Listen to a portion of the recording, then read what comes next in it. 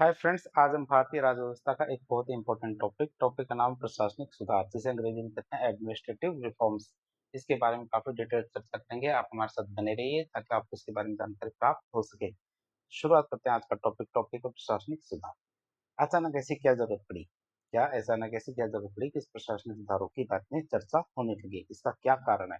इसका कारण ये है कि प्रशासनिक सुधार केवल सिद्धांतिक विचार नहीं होता, मतलब किताबों में रखने की कोई चीज नहीं होती, इसको लागू करना भी पड़ता है। क्या प्रशासनिक सुधार क्या किताबों में लागू करने की चीज या फिर चर्चा करने का विषय नहीं होता, इसको लागू भी करना पड़ता है। समय समय पर लागू करने वाली ये एक व्यवहारिक प्रक्रिया होती है। जब वही है कि जब अन्याय सर से ऊपर चला जाता है, तब हमारे सुधार करने ही पड़ते हैं और इसे कठोरता से लागू किया गया। इसी वजह से यह चर्चा का विषय बन गया। कैसे बना, अब इसके देखते हैं। जो हमारी योगी सरकार है उत्तर प्रदेश की, तो उत्तर प्रदेश की सरकार के द्वारा कार्रवाई की गई अचानक। कैसे? जीरो टॉलरेंस, मतलब भ्रष्टाचार बिल्कुल बर्दाश्त नहीं होगा।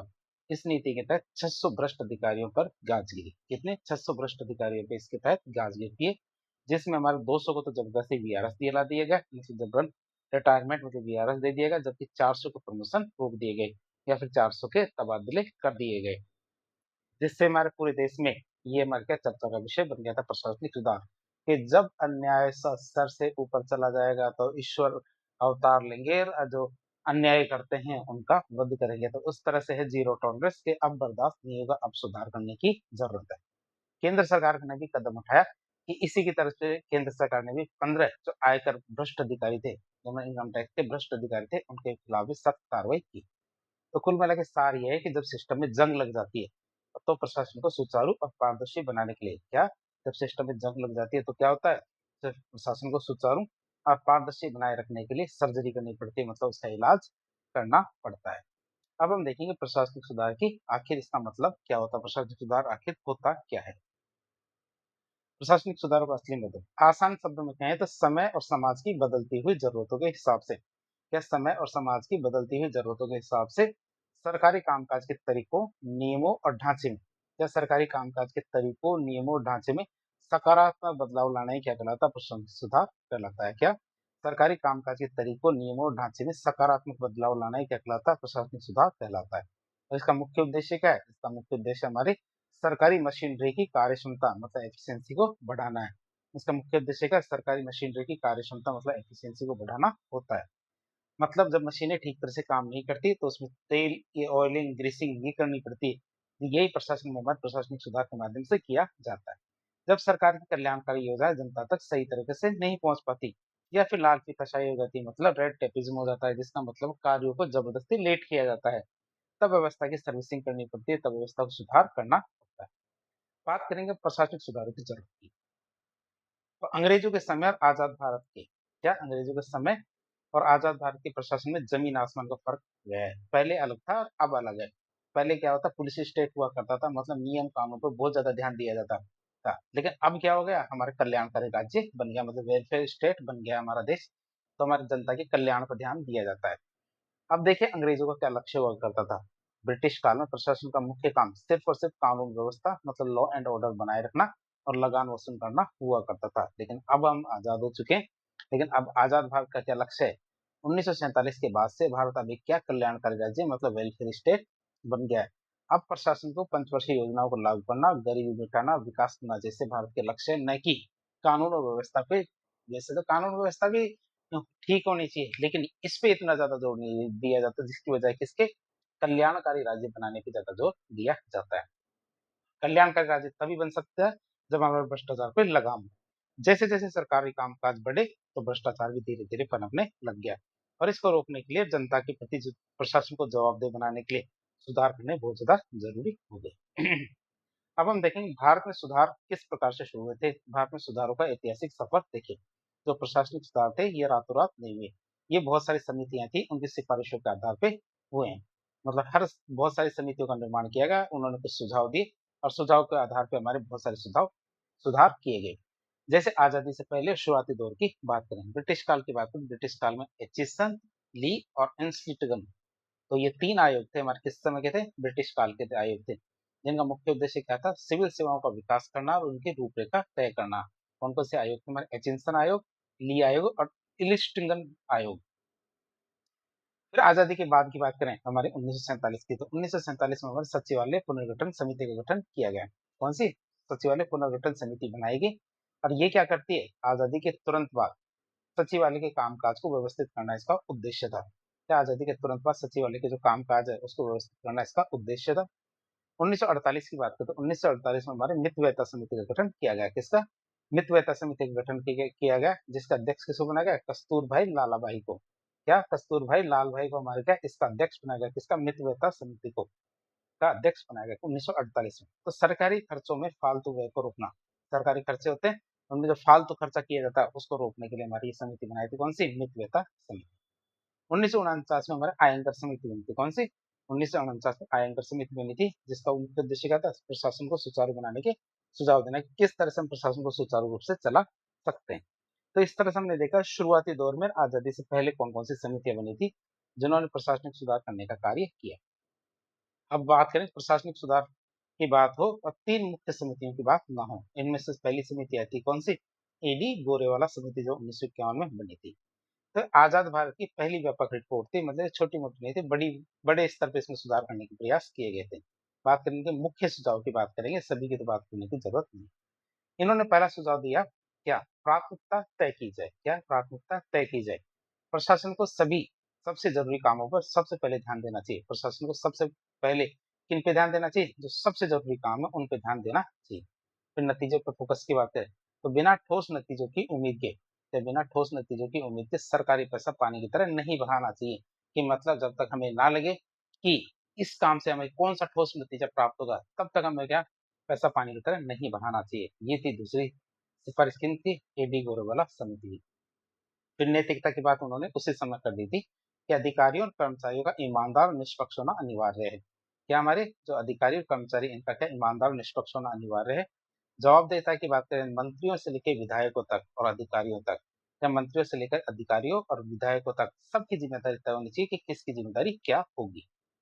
फिर आती है हमारी कौन सी? Paul Appleby report. Paul H Appleby की बात करें, ये हमारे अमेरिकी के विशेषज्ञ थे, जो हमारे के भारत के मामले में या विश्व के जितने भी हमारे संविधान या फिर राजनीतिक मामले थे उनमें अपनी राय दिया करते थे। तो उनकी रिपोर्ट की बात करें, उनको बुलाया गया हमारे दिल्ली में, उनको कहा गया कि ये जो प्रशासनिक सुधार है इसके मामले में आप अपनी राय दो। तो 1953 और 1956 में उन्होंने अपनी रिपोर्ट दी। तो पॉल एच एप्पल भी हमारे क्या अमेरिकी विशेषज्ञ थे, और उन्होंने भारतीय प्रशासन की तारीफ करते हुए इसे दुनिया के टॉप 10 से 12 देशों में गिना, जिसमें दुनिया के जो बेहतरीन टॉप 10 से 12 प्रशासन है उनमें से भारत का प्रशासन भी एक है। लेकिन उन्होंने कहा कि प्रशासन तो बहुत बढ़िया है, लेकिन फिर भी इसमें कुछ सुधार करने की जरूरत है। क्या? फिर भी इसमें थोड़ा सा सुधार करने की जरूरत है। फिर उन्होंने क्या बताया कि कौन कौन से सुधार होने चाहिए। तो इसमें उन्होंने कहा कि ये सुधार होने चाहिए। पहला सुधार उन्होंने बताया आईआईपीए की स्थापना होनी चाहिए। किसकी? आईआईपीए की स्थापना की बात करें तो लोक प्रशासन में रिसर्च के लिए, इसके लिए लोक प्रशासन में रिसर्च के लिए भारतीय लोक प्रशासन संस्थान, जिसे आईआईपीए कहते हैं, उनकी स्थापना की जानी चाहिए। ये पहली सिफारिश थी हमारे पॉल एच एप्पलबी की, कि लोक प्रशासन के क्षेत्र में रिसर्च करने के लिए क्या भारतीय लोक प्रशासन संस्थान मतलब आईआईपीए की स्थापना की जाए। और फिर हमारे ये कर भी दी गई। फिर राज्य को क्या स्वायत्तता दी जाए। तो राज्यों को काम करने के लिए अधिक आजादी मिलनी चाहिए, जिससे हम कहते हैं विकेंद्रीकरण। विकेंद्रीकरण मतलब क्या? हर मामले में केंद्र राज्यों को राय ना दे, हर मामले में क्या केंद्र अपने आगे बढ़ बढ़ के ना करे, राज्यों को भी स्वायत्तता मिलनी चाहिए, वो भी अपने काम खुद करे। O M O and M मतलब केंद्र में काम करने के तरीकों को सुधारने के लिए संगठनात्मक और प्रक्रिया इकाई बने। O and M operational organisational and management जो इकाइयां हैं, तो ये इकाइयों की बात करें तो केंद्र में काम करने के तरीकों से सुधार के लिए हमारी एक इकाई बननी चाहिए, जो है क्या संगठनात्मक और प्रक्रिया इकाई हो। और कृषि पर टैक्स की उन्होंने सुझाव दिया था कि राज्यों में कृषि आय पर भी टैक्स लगना चाहिए। लेकिन ये वाली राय तो नहीं मानी जा सकती। क्यों? क्योंकि यदि ऐसा करने की कोशिश की गई तो हमारे दंगे हो सकते हैं खेती पर आए। क्यों? क्योंकि अभी भी हमारे क्या खेती से जो कमाने वाले लोग हैं वो गरीबी का जीवन जी रहे हैं, और आप कह रहे हैं उनके ऊपर टैक्स लगा दिया जाए, तो ये वाला तो नहीं माना जा सकता। लेकिन बहुत सारी सिफारिशों को तो मान ही लिया गया था। अगली समिति आती है हमारी कौन सी? के संतानम समिति। कौन सी? के संतानम समिति की बात करें, के संतानम समिति हमारी 1962 में बनती है। तो आजादी के बाद 1948 के जीप घोटाले और 1947 में 57 में होता हमारा मुद्रा घोटाला। तो दो घोटाले बड़े बड़े हो गए थे। 1948 में तो जीप घोटाला हुआ था, तो वैसे 1957 में क्या मुद्रा घोटाला हुआ था। जिसमें उस समय के वित्त मंत्री टीटी कृष्णमाचारी को तो इस्तीफा भी देना पड़ा था मुद्रा घोटाले में। जिसने क्या सिस्टम की पोल खोल दी, दुनिया को बता दिया कि भैया सिस्टम तो बता रहे थे आप तो कि दुनिया के 10 से 12 जो टॉप लेवल के सिस्टम है, प्रशासन है, उनमें से भारत का एक है, लेकिन यहाँ तो हो रहा है तगड़े लेवल का भ्रष्टाचार। तो वित्त मंत्री थे हमारे टीटी कृष्णमाचारी, उनको तक इस मामले में इस्तीफा देना पड़ा था। तो भ्रष्टाचार को रोकने के लिए लाल बहादुर शास्त्री जी ने कहा कि संतानम को कि भैया आप एक समिति बनाओ और समिति बना के बताओ कि हम इस प्रकार भ्रष्टाचार को कैसे रोक सकते हैं। तो खेल संतानम समिति ने क्या बताया, उन्होंने कहा एक सीवीसी बनाओ। क्या बनाओ? सीवीसी बनाओ। तो उनकी सिफारिश पे सीवीसी का जन्म होता है। तो इसी समिति की सिफारिश पर 1964 में केंद्रीय सतर्कता आयोग मतलब सेंट्रल विजिलेंस कमीशन मतलब सीवीसी की स्थापना होती है। तो आज भी हमारे सरकारी भ्रष्टाचार की सबसे बड़ी जांच एजेंसी कौन सी? सीवीसी। सीवीसी क्या है? हमारी केंद्र स्तर पे भ्रष्टाचार की सबसे बड़ी जांच एजेंसी। फिर उन्होंने उसी समय कहा था कि एक लोकपाल का गठन किया जाना चाहिए। किसका? लोकपाल का गठन होना चाहिए। तो भारत में लोकपाल जैसी भ्रष्टाचार रोधी संस्थाओं के शुरुआती विचार इसी रिपोर्ट में देखे जाते हैं कि उन्होंने कहा था कि केंद्र स्तर पर लोकपाल होना चाहिए, राज्य स्तर पे लोकायुक्त होना चाहिए। तो उस समय से ये बात चली आ रही थी। और इस जानकारी में आजादी के शुरुआती दशकों में हुए जो प्रशासनिक सुधार थी, उनकी एक बेहतरीन तस्वीर पेश करती है। अब हम देखेंगे प्रशासनिक सुधार की बात हो, दो सुधार, प्रथम प्रशासनिक सुधार और दूसरे प्रशासनिक सुधार की बात ना हो, ऐसा नहीं हो सकता। तो ये हमारा पहला प्रशासनिक सुधार आयोग हमारे 1966 में बना था। कब? 1966 में बना था। इसकी बात करें, सबसे पहले इसकी पृष्ठभूमि के बारे में देखें। तो 1960 के दशक तक आते-आते साफ-साफ हो गया था कि सिर्फ छोटी-छोटी समितियों से काम नहीं चलेगा। तो 1960 का दशक आया, तब समझ में आ गया कि छोटी-छोटी समितियों से काम नहीं चलेगा। भारतीय प्रशासन के पूरे ढांचे की ओवरहॉलिंग की जानी चाहिए।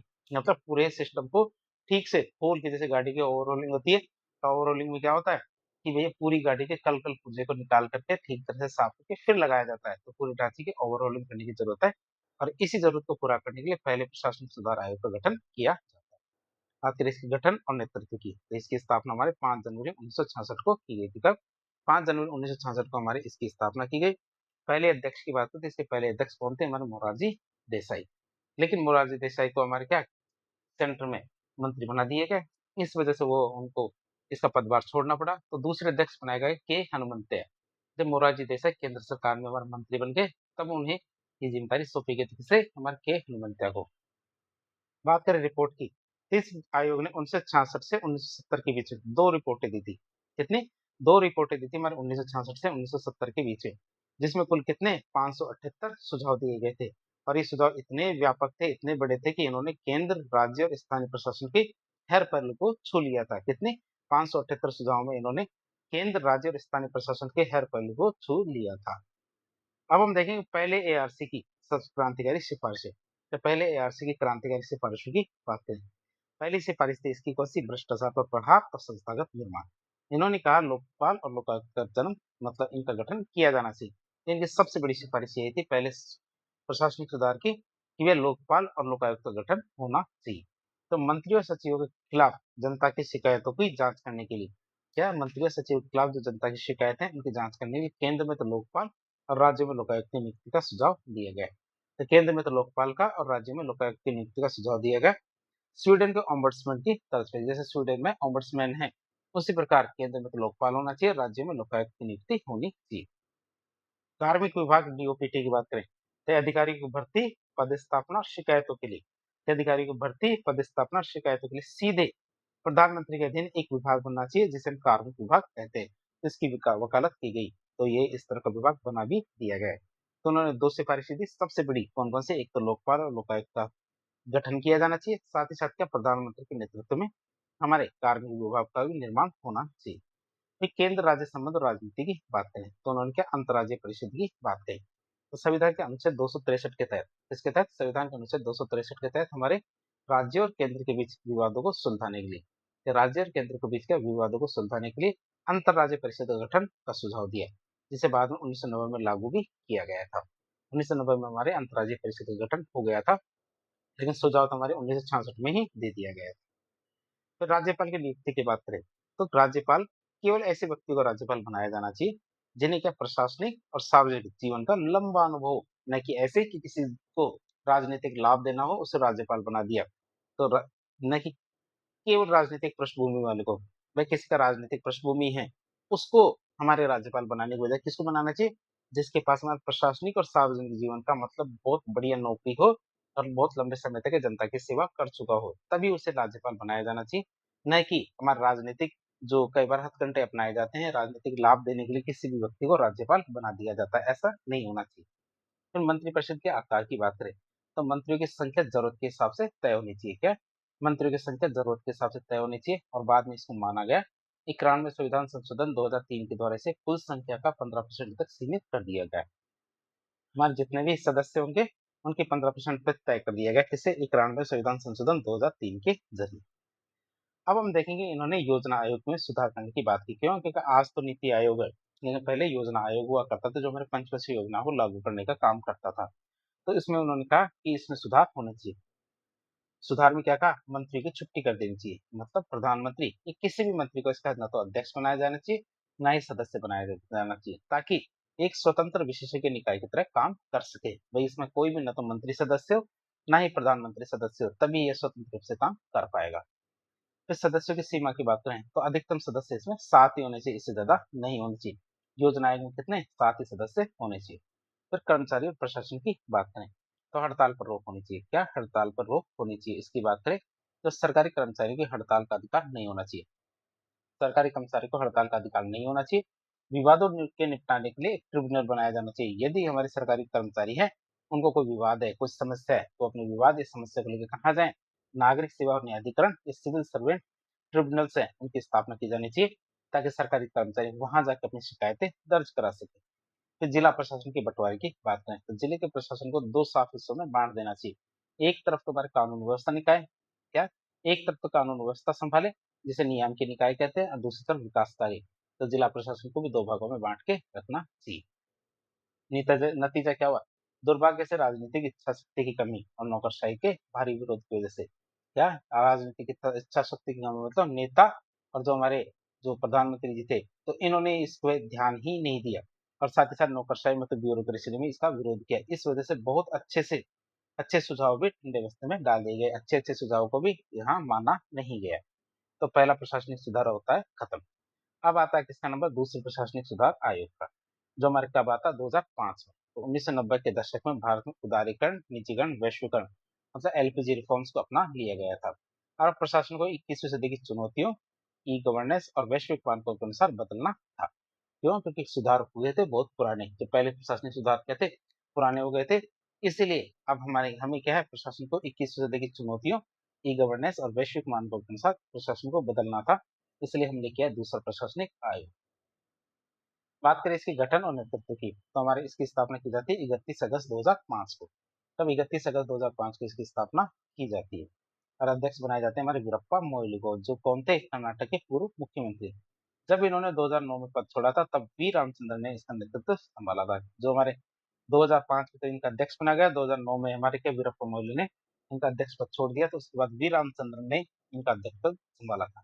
रिपोर्ट के दायरे की बात करें तो ये आयोग का था 5 सदस्य था और इसने कुल 15 विस्तृत रिपोर्ट मतलब रिपोर्ट जारी की थी, जिनका मुख्य फोकस क्या था? सक्रिय, जवाबदेह और पारदर्शी प्रशासन बनाना। प्रशासन को कैसा बनाना था? सक्रिय, जवाबदेह और पारदर्शी प्रशासन बनाना इनका मुख्य फोकस या मुख्य उद्देश्य था। अब देखेंगे हम दूसरे एआरसी की मुख्य फोकस क्षेत्र और सिफारिशों की। तो पहले दिन देखेंगे 15 रिपोर्ट के मुख्य विषय कौन कौन से थे। तो आयोग ने शासन के हर उस पहलू पर रिपोर्ट दी जो सीधे सीधे जनता से जुड़ा हुआ था। जैसे सूचना का अधिकार, शासन में मास्टर चाबी की तरह काम करेगा कौन? सूचना का अधिकार, मास्टर की ऑफ गुड गवर्नेंस। तो मानव पूंजी की बात करें, ह्यूमन कैपिटल की, तो कार्मिक प्रशासन की पुनर्संरचना में काम आएगा हमारे, क्या? कार्मिक प्रशासन की पुनर्संरचना होनी चाहिए, मतलब मानव ह्यूमन कैपिटल है, उसको ठीक तरह से काम लिया जाना चाहिए। संकट प्रबंधन की बात करें तो आपदाओं से निपटने के तरीके होने चाहिए। कोई भी आपदा आ जाए, प्रशासन में आ जाए चाहे देश में आ जाए, तो उसका एक मैनेजमेंट होना चाहिए। शासन में नैतिकता की बात करें तो भ्रष्टाचार को जड़ से उखाड़ना और चुनाव सुधार होने चाहिए। देख लीजिए आप, लंबे समय से हमारे चुनाव सुधार की भी मांग की जा रही थी। सार्वजनिक व्यवस्था या पब्लिक ऑर्डर की बात करें तो पुलिस सुधार की बात की इसमें पब्लिक ऑर्डर के अंदर। स्थानीय स्वशासन में देखें तो पंचायती राज संस्थाओं को मजबूत करने की इन्होंने बात कही। तो पंचायती राज संस्थाएं कैसी होनी चाहिए? मजबूत होनी चाहिए। ई प्रशासन या ई गवर्नेंस की बात करें तो सरकारी कामों को डिजिटल बनाना इसका उद्देश्य था। क्या? सरकारी कामों को डिजिटल बनाना इसका उद्देश्य था ई गवर्नेंस में। अब नागरिक केंद्रित प्रशासन की बात करें तो सेवाओं की डिलीवरी सुधारना। जैसे हमारे सिटीजन चार्टर है, उनके माध्यम से हमारी सेवाओं की डिलीवरी को सुधारा जाना चाहिए। तो ये तो हमारा भाग ए था, जिसके अंदर उनकी महत्वपूर्ण जो 15 रिपोर्ट थे, उनके अंदर क्या खास-खास जो बातें थी, उनके बारे में बताया गया है। फिर उन्होंने बताया नौकरशाही के लिए सबसे कठोर सिफारिशें, मतलब परफॉर्मेंस रिव्यू के बारे में उन्होंने बताया। तो आयोग ने क्या किया, सरकारी अधिकारियों के आजीवन नौकरी का आश्वासन, मतलब जॉब सिक्योरिटी विदाउट परफॉर्मेंस को तोड़ने की सिफारिश की थी। तो आयोग ने क्या किया, सरकारी अधिकारियों के जो आजीवन नौकरी का जो आश्वासन है कि भैया एक बार नौकरी लग गई तो आपकी जिंदगी कट गई, तो ये जो आश्वासन है इसको तोड़ने की सिफारिश की। कर्मचारी को डर लगना चाहिए, यदि वो काम नहीं करेंगे या फिर ठीक तरह से परफॉर्मेंस नहीं देंगे तो उनकी भी नौकरी जा सकती है। जैसे 14 साल की सेवा के बाद रिव्यू या समीक्षा की बात करें, ये देखने के लिए कि अधिकारी की ताकत और कमजोरियां क्या है, ताकि उसे विभाग में लगाया जा सके, सही विभाग में लगाया जा सके और उसको ट्रेन किया जा सके। तो हर 14 साल की सर्विस के बाद क्या एक बार उसका रिव्यू या समीक्षा की जानी चाहिए। फिर 20 साल की सेवा के बाद एक बार और समीक्षा होनी चाहिए। पहले तो 14 साल की सर्विस के बाद, फिर 20 साल की सर्विस के बाद समीक्षा होनी चाहिए। ये करो या मरो वाली समीक्षा होती है, जिसका उद्देश्य क्या होता है, इसका उद्देश्य ये तय करना होता है कि क्या अधिकारी आगे नौकरी में बने रहने योग्य है, या उसे अनिवार्य सेवानिवृत्ति मतलब कंपल्सरी रिटायरमेंट या वीआरएस दे दी जानी चाहिए। और हाल ही में उत्तर प्रदेश और केंद्र सरकार ने इस सिफारिश को सख्ती से लागू कर दिया, जो शुरू में हमने देखा था कि हमारे क्या वीआरएस भी दे दिया गया था 400 अधिकारियों को, और हमारे क्या 400 अधिकारियों को ट्रांसफर भी कर दिया था। बात को निष्कर्ष के रूप में देखें, प्रथम एआरसी का मुख्य जो हमारे संस्थाओं के निर्माण, जैसे लोकपाल, कार्मिक विभाग और प्रशासनिक ढांचे को ठीक करना था, वहीं दूसरे प्रशासनिक सुधार आयोग का मुख्य जोर किस पे था, काम के तरीके, ई गवर्नेंस, नैतिकता, प्रशासन को जनता के प्रति जवाबदेह बनाने पे केंद्रित था। तो इस तरह से हमने दोनों प्रशासनिक सुधार आयोग के बारे में देखा। अब बना हमारा एक विभाग, विभाग का नाम है प्रशासनिक सुधार और लोक शिकायत विभाग। ये बनाएगा DARPG, प्रशासनिक सुधार और लोक शिकायत विभाग की बात करें तो ये क्या है, आसान शब्दों में कहें तो ये भारत सरकार का वो इंजन है जिसका काम सरकारी मशीनरी की कार्य क्षमता को बढ़ाना और जनता की शिकायतों का समाधान करना है। तो इसका काम क्या है, सरकारी मशीनरी की कार्य क्षमता को बढ़ाना और जनता की शिकायतों को समाधान करना इसका कार्य है। बात करें नोडल एजेंसी की, तो ये प्रशासनिक सुधारों को लागू करने और जनता की शिकायतों को दूर करने वाली, यह प्रशासनिक सुधारों को लागू करने और जनता की शिकायतें ग्रीवेंसेज इनको दूर करने वाली देश की सर्वोच्च संस्था, सबसे बड़ी संस्था है। अंतर्राष्ट्रीय सहयोग की बात करें तो दुनिया भर के विकसित देश अपने अपने प्रशासन को कैसे बेहतर बना रहे हैं, क्या दुनिया भर के विकसित देश क्या अपने प्रशासन को कैसे बेहतर बना रहे हैं, वहाँ की बेस्ट प्रैक्टिसेज है, मतलब जो बेस्ट प्रैक्टिसेज है, अच्छी अच्छी चीजें हैं, उनको भारत में लाना और सहयोग बढ़ाना इस विभाग का काम है। ये देखता दुनिया में कौन कौन सी चीजें किन किन क्षेत्रों में बढ़िया काम कर रही है, तो वही चीजें हमारे क्या भारत में लागू करने की कोशिश करना। अब बात करें विभाग के विकास का चरण, मतलब किस तरह से इसका निर्माण हुआ था। तो प्रशासनिक सुधार विभाग रातों रात नहीं बना है, ये दशकों के बदलाव और विभिन्न मंत्रालयों के बीच स्थानांतरण का परिणाम रहा है। शुरू में हमने देखा था ये O&M प्रभाग बना था, मतलब संगठन और पद्धति विभाग बना था शुरुआत में। तब मार्च 1954 में पॉल एप्पलबी की सिफारिश पर इसे मंत्रिमंडल सचिवालय मतलब कैबिनेट सेक्रेटरीट के अधीन स्थापित किया गया था, किससे, पॉल एच एप्पलबी की सिफारिश पे। फिर आता हमारा कौन सा, प्रशासनिक सुधार विभाग 1964 में बनाया गया। प्रशासनिक सुधार विभाग कब बनाया गया, 1964 में, और इसे हमारे गृह मंत्रालय के अधीन बनाया गया था। और O&M प्रभाग का कार्यभार भी इसे ही सौंप दिया गया था, किसे, प्रशासनिक सुधार विभाग को ही हमारे क्या O&M प्रभाग का कार्यभार सौंप दिया गया था। फिर आता हमारे कार्मिक विभाग में विलय, क्या कार्मिक विभाग में विलय कर दिया गया कब, 1973 में। तो प्रशासनिक सुधार के कार्य को मंत्रिमंडल सचिवालय के अधीन, या मंत्रिमंडल सचिवालय के अधीन एक विभाग बनाया गया, विभाग द्वारा कार्मिक विभाग, इसको सौंप करके इसका नया नाम रखा गया है। नया नाम क्या था हमारा, कार्मिक और प्रशासनिक सुधार विभाग। तो आप इसे याद रखेंगे, इसे एक नया विभाग बनाया गया, कार्मिक और प्रशासनिक सुधार विभाग बनाया गया, और इसमें हमारे एक कार्मिक विभाग को भी जोड़ दिया गया और इसके पीछे वाले जितने भी विभाग थे उनको जोड़ दिया गया। फिर वापस से इसको गृह मंत्रालय में डाल दिया गया। जब वापस से गृह मंत्रालय में डाल दिया, शुरू में जो एच एप्पलबी की सिफारिश में गृह मंत्रालय के अंदर इसको बनाया था, तो वापस गृह मंत्रालय में वापसी हुई, कैसे, 1977 में। तो अप्रैल 1977 में इस संयुक्त विभाग को वापस गृह मंत्रालय के अधीन स्थानांतरित कर दिया गया, और लास्ट में 1985 में इसे पूर्ण मंत्रालय का दर्जा दिया गया। दिसंबर 1985 में हमारे इसे पूर्ण मंत्रालय का दर्जा दिया गया और इसे एक स्वतंत्र मंत्रालय, कार्मिक, लोक शिकायत और पेंशन मंत्रालय के रूप में बना दिया गया है, जिसके अधीन आज ये 3 विभाग काम करते हैं। कौन कौन से, DOPT, DRPG और पेंशन विभाग, हमारे एक मंत्रालय है जिसके 3 विभाग है। कौन कौन से, DOPT, DRPG और पेंशन विभाग। फिर देखेंगे हम संविधान और शासन की बदलती प्रकृति के बारे में। कि संविधान और शासन की प्रकृति किस प्रकार से बदल रही है, उसकी बात करें तो 3 गहरे विचार हैं जिन पे हमें समझना चाहिए। कौन-कौन से 3 गहरे विचार हैं? पहला विचार आता है संविधान की उद्देशिका और नीति निर्देशक तत्व, डीपीएसपी। तो संविधान की प्रस्तावना जो हमारे न्याय और समानता बताती है और कल्याणकारी राज्य की स्थापना हमारे डीपीएसपी मतलब भाग 4 बताते हैं। ये केवल किताबी बातें नहीं है, ये हमारी सरकार के लक्ष्य होते हैं और इन लक्ष्य तक पहुँचने का वाहन क्या कहलाता है हमारे प्रशासन। भाई इन लक्ष्यों को कौन प्राप्त करके देगा हमें? प्रशासन प्राप्त करके देगा। और यदि प्रशासन रूपी वाहन ही अक्षम है, ठीक तरह से गाड़ी चल ही नहीं पा रही, तो संवैधानिक लक्ष्य कभी भी पूरे नहीं हो पाएँगे। फिर आवंटन से पात्रता की बात करें, मतलब अलोकेशन टू एंटाइटलमेंट की बात करें, तो दूसरे प्रशासनिक सुधार आयोग ने साफ-साफ बताया था कि भारत में प्रशासन का नजरिया बदला है। भारत में प्रशासन का नजरिया बदला है, पहले क्या आवंटन किया जाता था मतलब एलोकेशन बेस्ड। पहले सरकार भी बजट के हिसाब से योजनाएं बनाती थी। क्यों? क्योंकि पहले बजट ही कम हुआ करता था, पैसा ही कम हुआ करता था, इसलिए अपने बजट और अन्य संसाधनों के अनुसार योजना बनाया करती थी और जनता को जो मिल जाता उसे अनुदान या सरकारी मेहरबानी मानी जाती थी। क्यों? क्योंकि पैसा ही कम था, इसलिए इसे आवंटन बेस्ड माना जाता था। पात्रता की बात करें एंटाइटलमेंट, तो अब योजनाएं अधिकार बन गई है। अब योजना अधिकार बन गई है, लोगों का अधिकार है कि वे सुख सुविधाएं पाए। जैसे मनरेगा में रोजगार का अधिकार है, शिक्षा का अधिकार है, खाद्य सुरक्षा का अधिकार। अब जनता अपना हक मांगती है। क्यों? क्योंकि अब संसाधन और पैसा भी बढ़ गया है। निष्कर्ष के रूप में देखें तो जब योजनाओं का बजट और दायरा बढ़ता है तो वित्तीय प्रक्रियाओं और ऑडिटिंग के प्रति जवाबदेही और भी ज्यादा अहम हो जाती है। सटीक ऑडिट और वित्तीय प्रबंधन के बिना ये सुनिश्चित नहीं किया जा सकता कि सार्वजनिक धन सही लाभार्थी तक पहुंच रहा है या नहीं पहुंच रहा। अब हम देखेंगे नौकरशाही की सबसे बड़ी चुनौती, मतलब प्रशासन में सबसे बड़ी समस्या क्या आती है। यथा स्थितिवाद, हर आदमी चाहता है जैसा चल रहा है वैसे चलने दे, इसमें ज्यादा परिवर्तन नहीं। वर्तमान प्रशासन की सबसे बड़ी समस्या यही है कि अधिकारी परिणाम देने की बजाय नौकरी बचाने में ज्यादा फोकस करते हैं कि भाई हमारी नौकरी कैसे बच सकती है, किन कामों से किन तरीके से हमारी नौकरी बच सकती है। रिजल्ट आए या ना आए, नौकरी बचनी चाहिए, इस पे ज्यादा ध्यान देते हैं। जांच एजेंसियां जैसे हमारे सीबीसी, सीबीआई, सीएजी, इनके डर से वो सुरक्षित खेलते हैं। क्या इनके डर से वो कैसे खेलते हैं? सुरक्षित खेलते, ज्यादा बदलाव करने की कोशिश नहीं करते और क्या करते हैं? फाइलें अटका देते हैं। क्यों? क्योंकि वो रिस्क नहीं लेते कि कोई भी यदि उल्टा दाव पड़ता है, उल्टी बात होती है, तो कहीं उनकी नौकरी ना चला जाए। इस वजह से क्या कोई बड़ा काम करने की कोशिश ही नहीं करते हैं और उनका ध्यान इस बात पे होता है कि नियमों का पालन हुआ है या नहीं, इस बात पे ज्यादा ध्यान दें, न कि जनता का भला हुआ या नहीं। जनता का भला हो या ना हो, उनकी नौकरी बचनी चाहिए, उस पे ज्यादा ध्यान देते हैं। जैसे एक सवाल है, सवाल क्या, हमारे विभिन्न कल्याणकारी योजनाओं के प्रभावी क्रियान्वयन और विकास की गति को और तेज करने के लिए प्रशासनिक सुधार के साथ नौकरशाही के रवैये में बदलाव की जरूरत है। ये सवाल परीक्षा में आया हुआ है, इसका हम जवाब कैसे दे सकते हैं?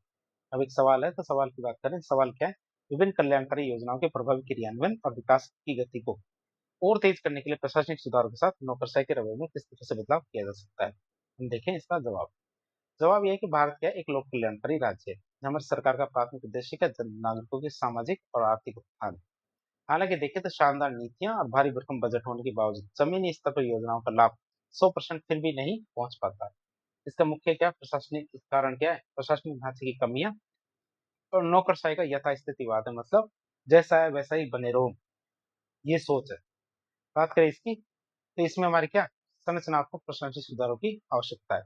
इस संरचनात्मक प्रशासनिक सुधार की आवश्यकता की बात करें, कल्याणकारी योजनाओं को गति देने के लिए मशीनरी का सिस्टम में बदलाव करने की जरूरत है।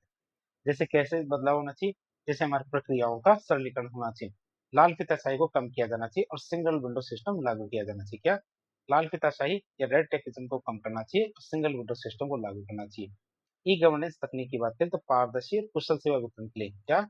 पारदर्शी और कुशल सेवा वितरण के लिए ई ऑफिस, जन सूचना पोर्टल, डेटा एनालिटिक्स जैसी जो तकनीकें हैं, इनका अधिक से अधिक उपयोग किया जाना चाहिए। कौन कौन से? ई ऑफिस, जन सूचना पोर्टल और डेटा एनालिटिक्स जो तकनीकें हैं, ऐसी तकनीकों का इस्तेमाल ज्यादा से ज्यादा किया जाना चाहिए। तो वित्तीय जवाबदेही की बात करें तो धन के लीकेज को रोकने के लिए प्रत्यक्ष लाभ हस्तांतरण मतलब डीबीटी और केक के जो दिशा निर्देश है उनके अनुसार सख्त परफॉर्मेंस होनी चाहिए, सख्त सख्त परफॉर्मेंस ऑडिट होनी चाहिए। फिर दूसरा आता है नौकरशाही के रवैये में बदलाव की जरूरत है, मतलब बिहेवियर चेंज भी होना चाहिए। केवल नियम बदल देना काफी नहीं होता, जब तक कि उन्हें लागू करने वाले की जो लोग है, मतलब जो हमारे नौकरशाही, उनकी मानसिकता ना बदली जाए। जैसे वो शासक से लोक सेवक की मानसिकता में बदलाव होना चाहिए। तो नौकरशाही में अभी भी हमारे औपनिवेशिक काल का जो माई बाप या बाबू जैसा रवैया दिखता है और इसे बदल के हमारे नागरिक केंद्रित मतलब सिटीजन सेंट्रिक और सेवा प्रदाता वाला नजरिया बनाना होगा। फिर बात करें हमारे परिणाम उन्मुख दृष्टिकोण के रिजल्ट ओरिएंटेड की, तो अधिकारियों की प्राथमिकता अपनी नौकरी बचाना या फिर नियमों के पीछे छिपना नहीं होता। या वैसे तो होता तो यही है कि अपनी नौकरी बचाने के लिए काम करते हैं या फिर नियमों के आड़ में काम नहीं करने की कोशिश करते हैं। और इनका किसी भी तरह से जनता का परिणाम मतलब जनता के परिणाम की बात है, जनता को लाभ पहुंचाने वाली बात है। तो ये जनता को लाभ पहुंचाने के लिए जनता की सेवा करने के इनका कोई उद्देश्य नहीं होता। अधिकारियों को नवाचार करने और निर्णय लेने के लिए प्रोत्साहित करना होगा, कि उन्हें कहना होगा कि यदि वो नवाचार करते हैं या फिर कोई निर्णय लेते हैं, तो इसके लिए उन्हें कोई सजा नहीं मिलेगी। संवेदनशीलता सहानुभूति की बात है तो एम्पैथी की, तो विशेष रूप से हाशिए पकड़े जो वर्ग है जिसमें गरीब, महिला, दिव्यांग, इनकी समस्याओं को सुलझाने के लिए क्या नौकरशाही में भावनात्मक बुद्धिमत्ता इमोशनल इंटेलिजेंस का होना जरूरी है। किसके होना जरूरी है? इमोशनल इंटेलिजेंस का होना जरूरी है। निष्कर्ष के रूप में देखें तो 21वीं सदी की तो नई चुनौतियों से निपटने के लिए स्मार्ट प्रशासन की जरूरत है। किसकी? स्मार्ट प्रशासन की जरूरत है। प्रशासनिक सुधार जैसे हमारे ई गवर्नेंस, नए नए नियम, ये मशीनरी को ठीक तो करते हैं, लेकिन रवैया उस मशीनरी में तेल की तरह काम करता है। जो हमारे प्रशासनिक अधिकारी हैं उनका रवैया क्या करता है? तेल की तरह काम करेगा, जिससे मशीनरी बहुत तेजी से चलेगी। भारत सरकार के द्वारा हाल ही में शुरू किया गया जो हमारा मिशन कर्मयोगी है, इसी तरह का एक बेहतरीन कदम है, जो नौकरशाही को रूल बेस्ड से हटा करके रोल बेस्ड बनाने का लक्ष्य रखता है। मतलब नियम आधारित से हटा करके भूमिका आधारित बनाने का लक्ष्य रखता है। कल्याणकारी योजना की पूर्ण सफलता के लिए संरचना और व्यवहार दोनों में ही परि सुधार करने की जरूरत है। अब हम देखेंगे सुधारों का लक्ष्य क्या है। ये सुधारों के लक्ष्य की बात करें कोर फिलोसफी की, तो इन सभी सुधारों का एक केंद्रीय लक्ष्य है न्यूनतम सरकार अधिकतम शासन, मतलब मिनिमम गवर्नमेंट मैक्सिमम गवर्नेंस। जितने भी सुधार है उनका मूल लक्ष्य क्या है? कम से कम तो सरकार हो और अधिक से अधिक क्या शासन होना चाहिए। इसका मतलब ये है कि सरकारी दखलंदाजी कम से कम होनी चाहिए। तो सरकारी दखलंदाजी कम से कम हो, नियमों की जटिलता घटनी चाहिए, लेकिन जनता तक सेवाओं की पहुंच पारदर्शी, तेज और भ्रष्टाचार मुक्त रूप में होनी चाहिए। अब बात करें प्रमुख प्रशासनिक सुधार कौन कौन से हैं। पहला प्रशासनिक सुधार क्या है? इसके अंदर अधिकारी की क्षमता और कार्य कुशलता में वृद्धि होनी चाहिए। इसके लिए क्या हमारे मिशन कर्मयोगी की स्थापना की गई है। ये मिशन कर्मयोगी है क्या? क्या अधिकारियों के लिए एक कौशल विकास का कार्यक्रम है, क्या स्किल डेवलपमेंट का कार्यक्रम, कौन सा? मिशन कर्मयोगी। क्यों? क्योंकि अक्सर ऐसा होता है कि एक आईएएस अधिकारी को एक विभाग दे दिया जाता है जिसकी उसे कोई विशेषज्ञता नहीं थी, जिसकी उसे खास जानकारी नहीं होती, उसको भी उसका हेड बना दिया जाता है। तो मिशन कर्मयोगी क्या करेगा, कैसे करेगा? बात करें तो आईगोट कर्मयोगी डिजिटल प्लेटफॉर्म के जरिए दुनिया भर के जो बेस्ट कोर्सेज है, बेस्ट प्रैक्टिसेज है, उन्हें उनसे ट्रेन किया जाएगा। और इसका लक्ष्य क्या रहेगा? नियम आधारित नौकरशाही को भूमिका आधारित नौकरशाही में बदलना। यानी सर अधिकारी रचनात्मक और समस्या समाधानकर्ता बन पाएंगे। किसके माध्यम से? आईगोट कर्मयोगी जो डिजिटल प्लेटफॉर्म है उसके माध्यम से। फिर लेटरल एंट्री की बात करें तो लेटरल एंट्री क्या होती है? तो प्राइवेट सेक्टर के जो विशेषज्ञ है, जैसे हमारे फाइनेंस, आईटी, एग्रीकल्चर एक्सपर्ट है, उनको बिना यूपीएससी की परीक्षा दिए सीधे सरकारी सचिव या स्वयं सचिव के पद पर नियुक्त करना हमारे लेटरल एंट्री कहलाती है। क्यों किया जाता है? क्योंकि आज के समय में प्रशासन बहुत ही ज्यादा तकनीकी हो गया है। आज के समय में हमारे क्या प्रशासन बहुत ज्यादा तकनीकी हो गया है, टेक्निकल हो गया है। सरकारी फाइलों के बीच में उलझे रहने से वाले जो बाबू, उनकी जगह विशेषज्ञ की जरूरत है। ऐसे बाबू की जरूरत नहीं जो सरकारी फाइलों के आड़ में अपनी अक्षमता को छिपाने की कोशिश करते हैं, जिससे हमारे सिस्टम में परफॉर्मेंस की संस्कृति पैदा होगी। उनकी जगह हम क्या लाएंगे? स्पेशलिस्ट मतलब विशेषज्ञ की जरूरत है। समय से पूर्व सेवानिवृत्ति वीआरएस की बात करें जिसको कंपलसरी रिटायरमेंट कहते हैं। सरकार क्या करेगी? कामचोर, अक्षम, संदिग्ध ईमानदारी मतलब जो भ्रष्ट अधिकारी हैं, उनको नियम 56 के तहत क्या बाहर का रास्ता दिखा रही है कि भैया तुम्हें तुम्हारी सरकार को जरूरत नहीं है, तुम ले लो वीआरएस। अब ई गवर्नेंस और तकनीकी सुधार की बात करें, टेक्नोलॉजी इन गवर्नेंस की बात करें, इसमें आता है हमारे ई समीक्षा। तो ये हमारे रियल टाइम डिजिटल डैशबोर्ड है। ई समीक्षा का हमारे रियल टाइम डिजिटल डैशबोर्ड है। प्रधानमंत्री या शीर्ष स्तर पर जो भी बड़े निर्णय लिए जाते हैं, बड़े फैसले लिए जाते हैं, वे जमीन पर लागू हो रहे हैं या नहीं, इनकी लाइव मॉनिटरिंग इसी सिस्टम से करते हैं। इससे ई समीक्षा पोर्टल से हमारे इसकी लाइव मॉनिटरिंग की जाती है। और ये हमारे काम चोरी रोकने का सबसे बड़ा हथियार कौन सा? ई समीक्षा। ये हमारे क्या अगला आता है हमारा कौन सा? E office. ई ऑफिस की बात करें तो सरकारी फाइलों को धूल खाने और खो जाने से बचाने के लिए सिस्टम को कैसे बनाना? पेपरलेस बनाना। इसमें हमारा फाइलें एक क्लिक पर एक टेबल से दूसरे टेबल पर चली जाती है, जिससे डिसीजन मेकिंग या निर्णय लेने में तेजी आती है। फिर सीजीपी, सीपीजी, आरएमएस, सीपी ग्राम्स की बात करें, केंद्रीय लोक शिकायत निवारण प्रणाली की बात करें, तो जब अब आम आदमी को अपनी शिकायत लेकर दिल्ली या विभाग के चक्कर काटने नहीं पड़ेंगे। अब वो वेब पोर्टल पे जाके कहीं से भी अपनी शिकायत दर्ज कर सकता है और अपनी शिकायत को ऑनलाइन ट्रैक भी कर सकता है कि उसकी शिकायत का क्या हुआ। तो जवाबदेही और प्रतिस्पर्धा की बात करें, अकाउंटेबिलिटी और कंपटीशन की बात करें, जिसमें आता है हमारे पास सिटीजन चार्टर। हर विभाग को ये लिखकर घोषणा पत्र या फिर घोषणा पत्र के जरिए ये बताना होगा कि वो जनता को कौन कौन सी सेवाएं कितने दिनों में देगा। जैसे पासपोर्ट ऑफिस बताता है कि वो पासपोर्ट बना देगा 15 दिन में, और ये सेवा प्रदाता को जनता के प्रति जवाबदेह बनाता है। ये क्या करता है, सेवा प्रदाता को जनता के प्रति जवाबदेह बनाता है। इस सुशासन सूचकांक की बात करें, हमारे गुड गवर्नेंस इंडेक्स के जीजीआई, तो राज्य के बीच में प्रतियोगिता कराने का तरीका। ये क्या है, हमारे राज्य के बीच में प्रतियोगिता कराने का तरीका है कि कौन सा राज्य शिक्षा, स्वास्थ्य, न्याय में कैसा है, इनकी रैंकिंग की जाती है। किसके द्वारा, डीएआरपीजी के द्वारा हमारे सुशासन सूचकांक जारी किए जाते हैं। ई गवर्नेंस पर राष्ट्रीय सम्मेलन की बात करें, तो विशेषज्ञों, सरकार और उद्योग को एक मंच पे लाना ताकि हमारे नई तकनीकी विचारों का आदान प्रदान हो सके। फिर राष्ट्रीय ई गवर्नेंस सेवा वेतन मूल्यांकन की बात करें, एनईएसएडी, एसडीए, हमारे राष्ट्रीय ई गवर्नेंस सेवा वेतन मूल्यांकन है। तो राज्यों के वेब पोर्टल और ई गवर्नेंस सेवाएं कितनी कुशल है, राज्यों की हमारे वेब पोर्टल ई गवर्नेंस सेवाएं कितनी कुशल है, इस चीज का मूल्यांकन किया जाता है इसके जरिए।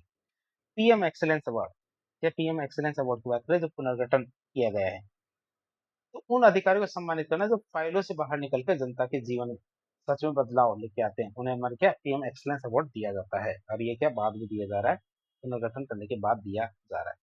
आगे की राह देखें तो हम प्रशासन में सुधार एक निरंतर प्रक्रिया है। आज के समय में जब चुनौतियां जैसे हमारा साइबर क्राइम, जलवायु परिवर्तन, वैश्विक महामारी नहीं है, तो प्रशासन के तरीके पुराने नहीं रह सकते, उनमें भी सुधार करने की जरूरत है। इसलिए क्या किया जाना चाहिए, हमारा राजनीतिकरण पे रोक होनी चाहिए। पहला काम तो क्या, राजनीतिकरण पे रोक होनी चाहिए। अक्सर ऐसा देखा जाता है कि राजनीतिक अधिकारी नेताओं को खुश करने में ही लगे रहते हैं, जिसे पॉलिटिसाइजेशन और ब्यूरोक्रेसी कहते हैं। और इसे रोकने के लिए एक स्वतंत्र सिविल सेवा बोर्ड का गठन किया जाना चाहिए, जो अधिकारी को ट्रांसफर पोस्टिंग का काम देखे, न कि नेता। जब नेता देखेंगे तो नेताओं को खुश करना तो जरूरी है। और ये सुप्रीम कोर्ट के प्रकाश सिंह केस और टीएसआर सुब्रमण्यम केस का भी निर्देश था कि हमारे क्या एक स्वतंत्र सिविल सेवा बोर्ड का गठन किया जाना चाहिए, जो हमारे अधिकारी को ट्रांसफर और पोस्टिंग का काम देखे। तो बाहरी जवाबदेही की बात करें, तो अधिकारियों को केवल अपने बॉस के प्रति नहीं बल्कि जनता के प्रति जवाबदेह होना चाहिए। और इसके लिए सिटीजन चार्टर को कानूनी मान्यता दी जानी चाहिए। सोशल ऑडिट को बढ़ावा दिया जाना चाहिए।